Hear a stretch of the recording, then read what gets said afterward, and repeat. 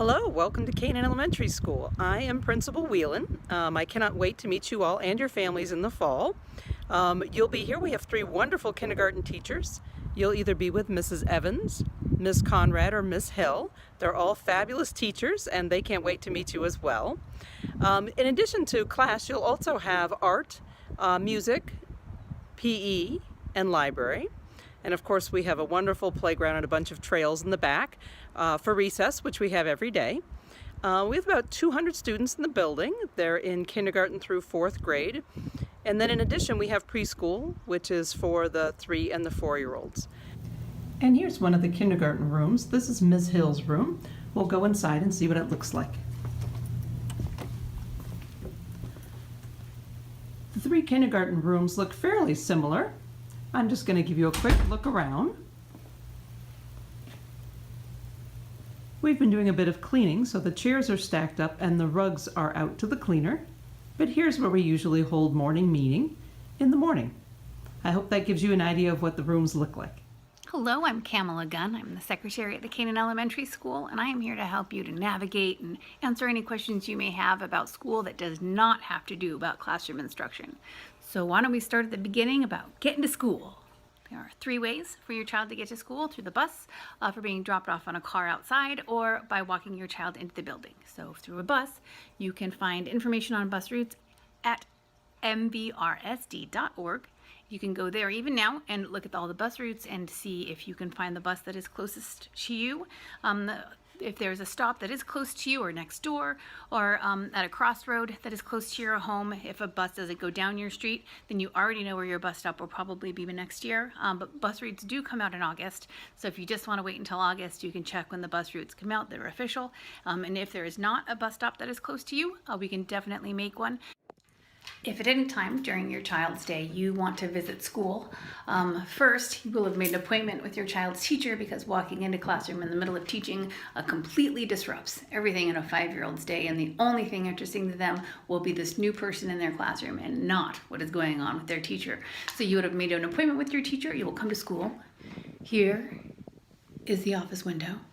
You will sign in, you'll get a visitor's tag. All of our doors are locked each day to keep out anybody who is not supposed to be at school, and so that parents know that all children are very protected and watched over at school, and that every person who comes into our building has signed in with me. If you want to be a volunteer in our school, you will fill out a volunteer form and be fingerprinted and background checked. Everyone is fingerprinted and background checked who volunteers in our school, so you will be safe knowing that every adult who comes into contact with your child during the day we make sure they are as safe as possible. That doesn't mean that communicating with your child's teacher is difficult in any way, shape, or form. All 3 of our kindergarten teachers do such a beautiful job of communicating with parents. They communicate through email, they communicate through phone calls. They will get back to you as soon as possible. Coming to school, they love to have parents visiting classrooms when we have special days or special events that are going on, so that parents can see all the wonderful things that we're doing. So by no means feel discouraged about getting in touch with your child's teacher. They are always here and available. Sometime middle of August, beginning of August, an email will go out to you about registration, and it will be a registration form that you fill out electronically online. And when you fill that out, it will be emergency contacts, permission for photographs, permission to treat medically. These things are updated, and we ask these questions of you every year to make sure that we have the most updated information. So, please just take a moment. It won't take very long to fill that out. You will also get an email letting you know about the free reduced lunch program.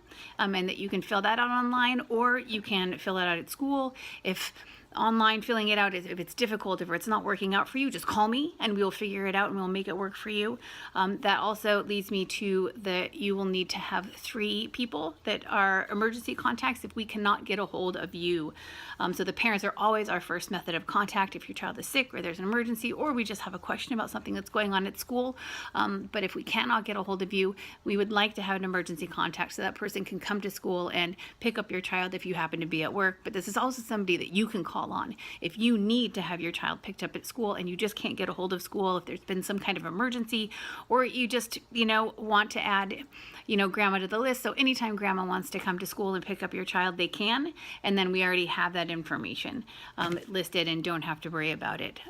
So if you want to have Aunt Susie, who lives from out of town, come pick up your child, that is not okay, because you haven't let us know. But all you have to do is write us a note or send an email to your teacher, or give me a phone call and say, hey, Aunt Susie's from out of town. She would really love to pick up my child today. And of course, that's acceptable. But only you or the people listed on your emergency contact list are allowed to pick up your child. If someone were to show up here and say, hey, I'm at Aunt Susie, I want to pick up Jonathan, I will say, yeah, I have no idea who you are. Go away. Oh, but then I would call you as the parents, because I would check. If your child needs to be out of school for any reason, we ask that you please let us know. The first is for a safety reason. We just always like to make sure that children are where their parents want them to be. But also, teachers are expecting children to be at school so they're planning for them to be there. And sometimes children are late, and so they're waiting for them to get there. And if we know ahead of time that your child is not going to be there, then they can plan accordingly. Oh, if you don't call me, I will call you just to make sure everything's okay and to make sure your child is where you want them to be, so there are no surprises. So always know that if you are worried if your child got on a bus and whether the bus made it here safely or not, or if they spent the night at grandma's house, if they made it to school, you will know because I do not call you. So if you don't want me to wake you up in the morning because you have been up all night with a sick child, just call and leave me a message.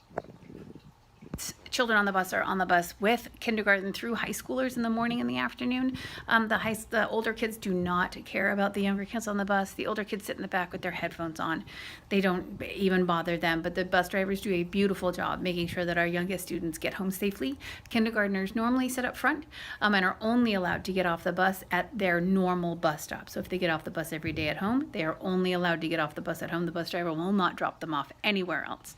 And an adult must be at the bus stop.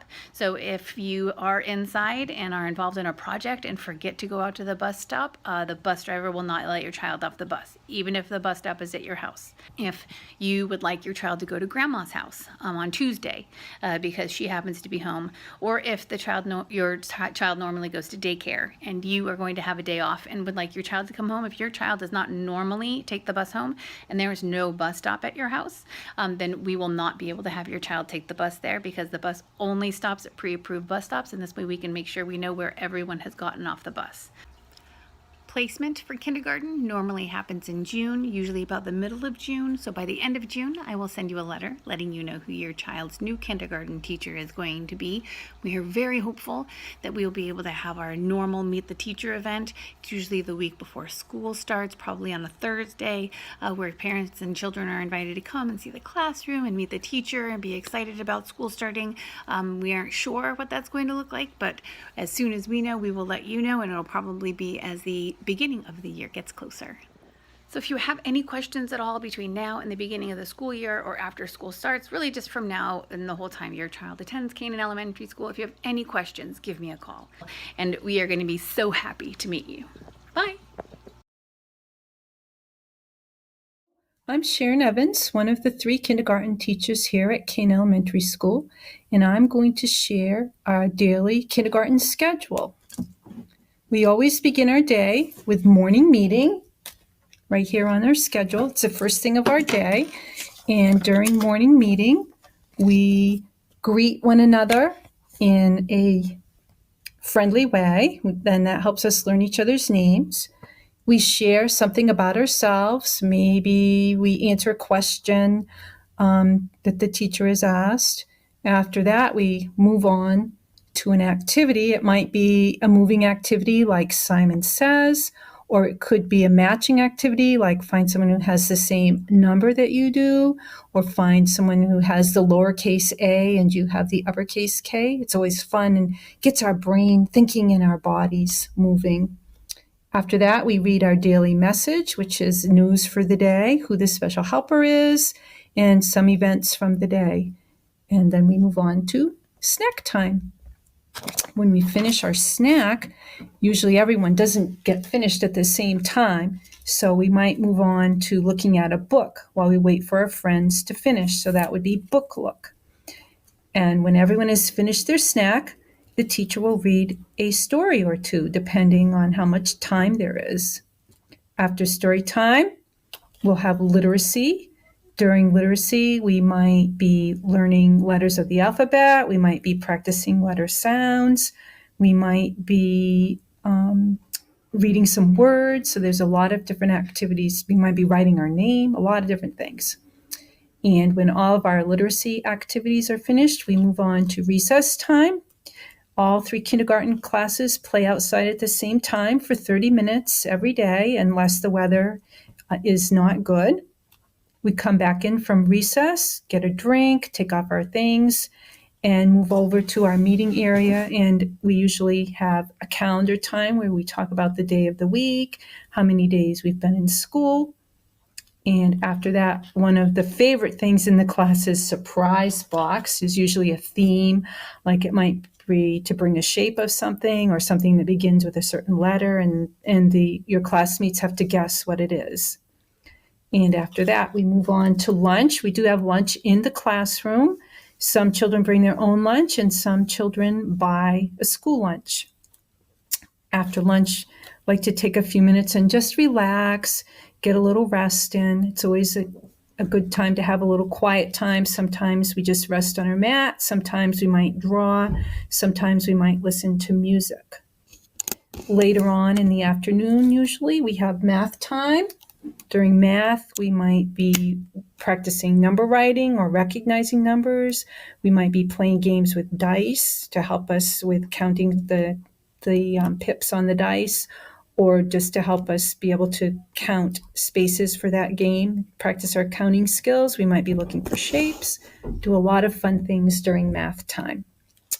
And then we move on to a special activity. Every day we have something different. Some days we'll have PE, or we might have music, or we might have library, or art. And it would be the times that we have art, we will have each term, we have art one term, music the next term. So it goes, so you don't have them all the same week. And usually by then it's afternoon time. We have a little snack just to revive ourselves a bit. And then we move on to choice time. Choice time is when the children get to pick what they would like to do in the classroom. They might want to play in the housekeeping area. They might want to play with the blocks. They might want to draw. They might want to paint. So there's a lot of good choices. After choice time is over, we clean up and we come back to our rug area for the end of our day. We usually have a goodbye song, goodbye circle, and then everyone gets ready to go. Hi, I am Brandy Conrad, and I have been a teacher at Canaan Elementary School for going on 13 years now. Many times we are asked, what can I do with my child to help prepare them for kindergarten in the fall? And so I have 5 different ways that you can assist your child to be ready to come into kindergarten. First, I'm going to say any gross motor activities that you can encourage your child to do, running, jumping, swimming, those activities are going to build core muscles. And then when they come to kindergarten, they'll be able to sit longer during circle time. Their bodies will be ready to be at the tables when it comes time for writing activities, and they won't experience as much fatigue attending for a full day. Number 2 would be working on some of those fine motor skills, those hand skills. Play-Doh is a great way to strengthen hands, beading activities, water toys, all things that you might already have planned to keep them entertained for the summer. So those activities will definitely help when it comes time for handwriting and hand fatigue. Number 3, self-help skills. Can they put their shoes on and off by themselves? Can they put their jackets on and off? And another very important skill is independence in the bathroom. We do have a girls' bathroom and a boys' bathroom, and teachers do not normally go into those bathrooms with children. We stand outside and we assist from there. So any help that you can give them to prepare for bathrooming independently would be much appreciated. Number 4, just talking to them about your adventures. At the end of the day, review, sequence what you have done and build on their vocabulary. And lastly, just read stories, point out words, point out letters, build that love for learning. All right, can't wait to see you. Thank you so much. Bye. Hello, my name is Sarah Hill, and I am one of the kindergarten teachers here at Canaan Elementary School. I'm going to go over a quick list of some of the most commonly asked questions by parents in kindergarten. How long is the school day, and what are the drop-off and dismissal procedures? We're very pleased to have a full-day kindergarten program here at CES. Our students begin each day at 8 a.m. and dismissal is at 3 p.m. You may drop off your child in the front of the school between 7:30 and 8 a.m. You'll let us know before school begins how your child will go home each day. Students being picked up by a car will be dismissed at the back of the school from the gym and escorted directly to your vehicle. Students walking home are brought out the front entrance right to waiting parents, and students who ride buses home will be escorted to the gym and supervised while they wait for their bus. Do kids get tired out from a full day? We do have a long day of activities in kindergarten, but it goes pretty fast. We have a consistent routine with a pace that works well with young children's energy levels. Your child will be tired out at the end of their day, especially in the beginning of the year, but they adjust pretty quickly. And you can help by making sure they get lots of exercise, free play time, and plenty of sleep. We pace our day so that the afternoons are low-key and include a lot of playtime, choice time, and that's when their specials will happen as well. Kids have a recess every day for 30 minutes outside, as long as the weather holds. If we need to be inside, we also do indoor recess, fun games, and activities in our classroom. How does lunch work? Teachers eat lunch with our students in the classroom. They may bring lunch from home or order school lunch or a lunch milk. All families are encouraged to apply for the free or reduced lunch program with Mascoma. You'll find information about that on our district website, mvrsd.org. What should I pack for lunch and snacks? Typically, we ask that you try to stick to relatively healthy options for your child, foods that they like and will eat. It's helpful if they use containers that open independently so that they can do it themselves, and a spoon if they need one. They'll also need an ice pack, please, because we do not have a refrigerator in our classroom. Your child will also need a backpack large enough for their lunchbox, a folder, a library book or two, and a spare set of clothes in case of accidents or spills. We'll provide supplies such as paper, glue, scissors, and crayons for all students. What should my child wear? Well, they should dress in comfortable clothes for playing, indoors and outside. They should wear sneakers with socks for PE, and it's also best for recess. If they want to wear sandals, we ask that they are the kind with straps around the ankle for stability. On hot days, your child may want a hat, and they should always have a layer with them in case it's chilly in the morning. What happens if my child gets sick at school? You'll fill out your contact information online, which should include a number where we can reach you during the day if needed. If your child gets sick at school, their teacher will bring them to the school nurse, and she'll determine if they need to go home. Does my child need to know how to read and write or know all their letters and numbers before they start kindergarten? No. It's okay if your child is still learning these things when they come to us. We'll be working on literacy and math skills every day in kindergarten. It is important that you read with your child every day and have fun sharing and enjoying books together. If they want to learn letters and numbers before starting school, that's great. Have fun playing games, especially board games, that also help practice skills like turn taking and cooperation, or doing puzzles, arts and crafts, or any other kind of activities that you enjoy together to encourage your child's natural curiosity and desire to learn. How do I reassure my child if they're nervous about starting school? In our experience, kids look to their adults to see how they should react to something new. If you show your child that you feel excited and positive about school, they most likely will too. You can tell them that school is a fun new place with so much to do and explore, including a lot of new friends.